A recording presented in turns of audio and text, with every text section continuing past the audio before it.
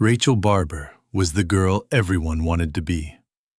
Talented, beautiful, a ballerina with the world at her feet. But when she vanished into thin air one summer evening, police dismissed it as a teenage rebellion. They were wrong. Rachel wasn't running away. She was walking into a trap set by someone she trusted. Someone who didn't just want to hurt her, but wanted to become her. Hidden in a secret diary lay a chilling plan. Execute the perfect murder, steal the perfect identity, and erase Rachel Barber forever. In 1999, 15-year-old Rachel Barber was the embodiment of grace and potential. Born in Melbourne to a toy designer father and a writer mother, Rachel had creativity in her blood. But her true passion was discovered at age 7 during a visit to the ballet. From that moment on, she was captivated. With her striking green eyes, porcelain skin, and lithe athletic frame, she was physically built for the stage. As she grew older, traditional schooling became a struggle. Science and mathematics felt like foreign languages to her. She pleaded with her parents, Mike and Elizabeth, to let her focus entirely on dance. After much deliberation, they struck a deal. She would finish junior high, and then she could pursue her dream.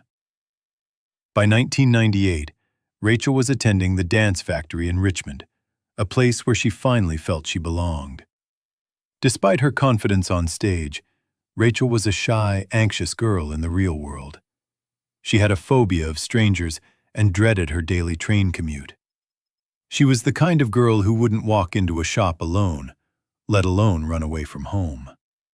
Her safety was paramount, and her family was her sanctuary. She was deeply loved, supported by her parents and her 2 younger sisters. To help support her expensive dance tuition, Rachel took up modeling, a job she excelled at, but one that was merely a means to an end. On the morning of March 1, 1999, Mike Barber drove his daughter to the Wattle Park tram stop, just as he always did. It was a Monday. The plan was simple. Rachel would go to her classes, and Mike would pick her up that evening at 6:15 p.m. sharp. Before she stepped out of the car, she smiled, her mind likely occupied with the secret excitement she had been harboring for days. She walked away with a spring in her step, disappearing into the morning crowd. Mike watched her go, unaware that he was seeing his eldest daughter for the very last time.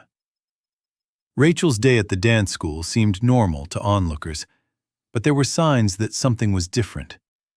She had been hinting to her boyfriend, Emmanuel, and her classmates about a secret job she had landed. She told a friend, Andrew, that she had a big plan to make money. She mentioned to Emmanuel that she was going to earn a quick $100, enough to buy a specific pair of high-heeled shoes she had been eyeing in a shop window. She even asked a classmate, Dominic, for a ride to Bridge Road to meet an old friend, only to change her mind later and decide to go alone. At 5:45 p.m., a student named Tamara saw Rachel walking down Church Street, heading away from her usual tram stop. Tamara offered to walk with her, sensing something was off, but Rachel declined, saying she was meeting her father at a different location.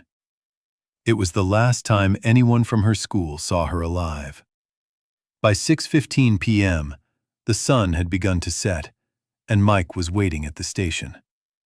One train after another arrived and departed, disgorging streams of commuters. Mike scanned every face, waiting for that familiar blonde hair and dancer's gait.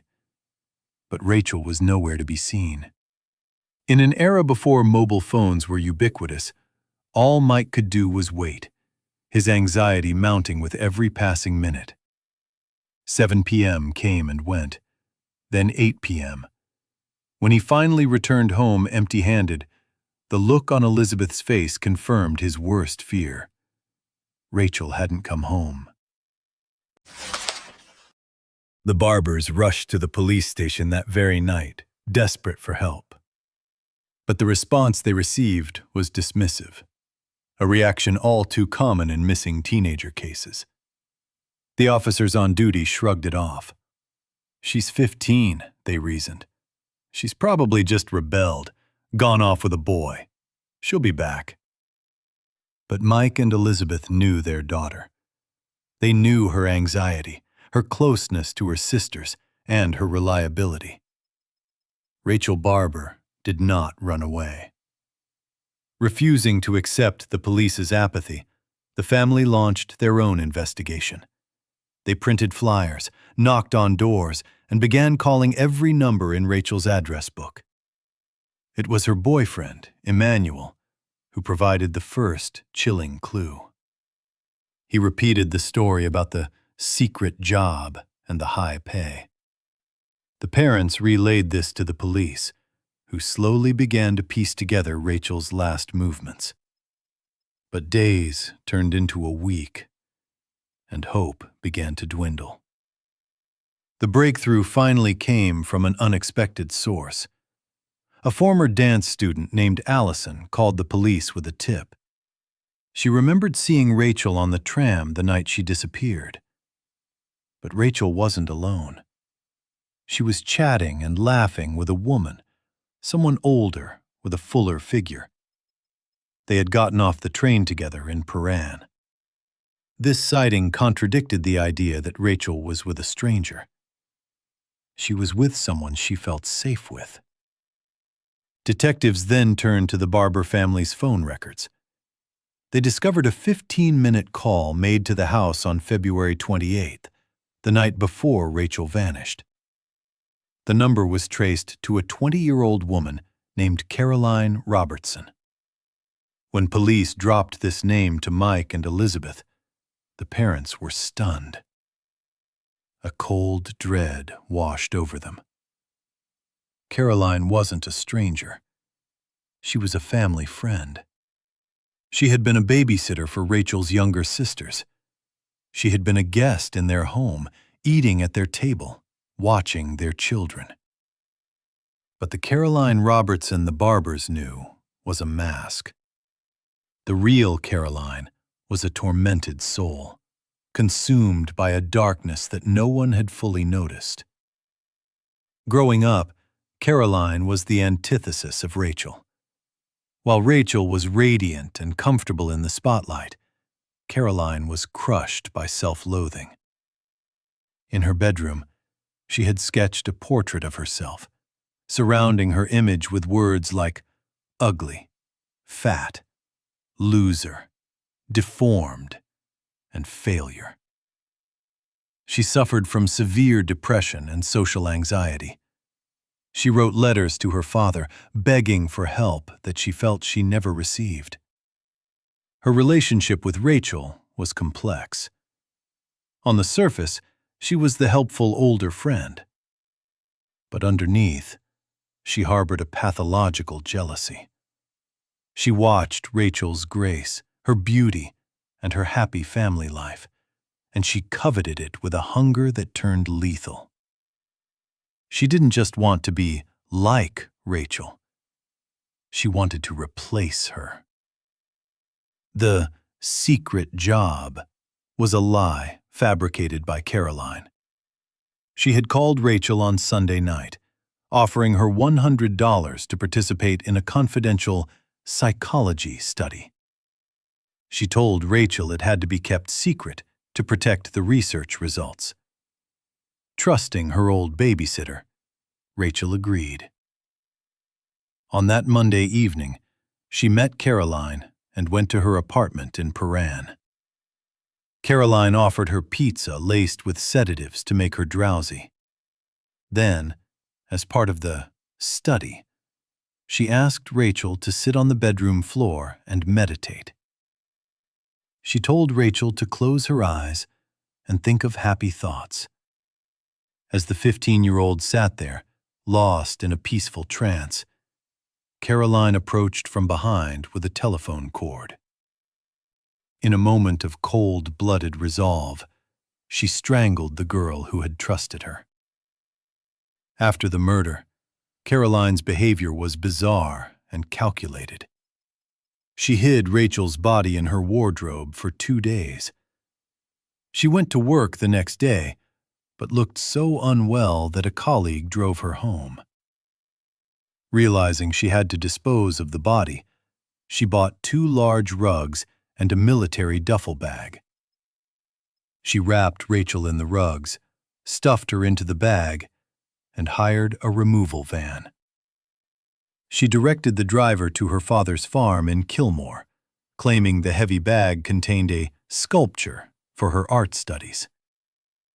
Alone in the quiet of the farm, she buried Rachel in a shallow grave near a pet cemetery, alongside the remains of an old dog. On Friday, March 12th, investigators finally arrived at Caroline's apartment. The door was locked, and no one answered. Sensing something was wrong, they climbed through an unlocked window. They found Caroline collapsed on the bedroom floor, having suffered an epileptic seizure, the physical manifestation of the immense psychological pressure she was under. She was rushed to the hospital, but the apartment was left behind to tell its terrible story. In a spare room, police found a bag containing Rachel's clothes, trophies Caroline had kept. But the most damning piece of evidence was her diary. It wasn't just a journal. It was a manifesto of identity theft. The entries revealed a mind deeply fractured by jealousy and delusion. Caroline wrote obsessively about Rachel's hypnotic green eyes, clear skin, and angelic appearance, contrasting them with her own perceived pizza face and greasy brown hair. The diary detailed the murder plot with chilling precision. Drug her, dispose of body, clean carpets, check farm. But the motive went beyond simple murder. Police found Rachel's birth certificate in the apartment, which Caroline had likely stolen while babysitting. They also found a loan application for $10,000 filled out in Rachel's name. Caroline believed that by removing Rachel, she could step into her life. She planned to flee Melbourne and start over under the name Jem Southall. Jem being a variation of a name she liked, and Southall being the maiden name of Rachel's own mother. She had convinced herself she could physically transform into Rachel, absorbing her essence. When Caroline woke up in the hospital on March 13th, she confessed. She told police where to find the body. Rachel Barber was recovered from the shallow grave, the telephone cord still wrapped around her neck. In October 2000, Caroline Robertson faced the Supreme Court of Victoria. As her lawyer read aloud the entries from her diary, Caroline sat in the dock, sobbing. Psychiatrists described her as suffering from a deep personality disorder, driven by extreme envy and a single white female-style obsession. Experts noted that she chose a victim who embodied her ideal self, believing she could magically become her. Despite the defense of mental instability, Justice Frank Vincent ruled that Caroline possessed enough rationality to understand her actions. He noted the meticulous planning and the cold betrayal of trust. "You killed a young girl for a fantasy," the judge stated. Caroline was sentenced to 20 years in prison, with a non-parole period of 14.5 years. Rachel Barber was laid to rest on March 24, 1999. Over 850 people attended her funeral, mourning the loss of a bright, kind 15-year-old whose life was stolen by envy. Her mother, Elizabeth, later wrote a book titled Perfect Victim, trying to make sense of the senseless.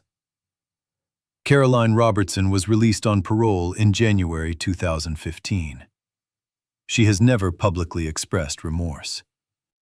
Reports from prison suggested she continued to mimic Rachel's appearance, dyeing her hair and altering her style, a haunting sign that the obsession may never have fully faded. But to the world, Rachel Barber remains the star, the girl who danced with a light that even the darkest jealousy couldn't extinguish.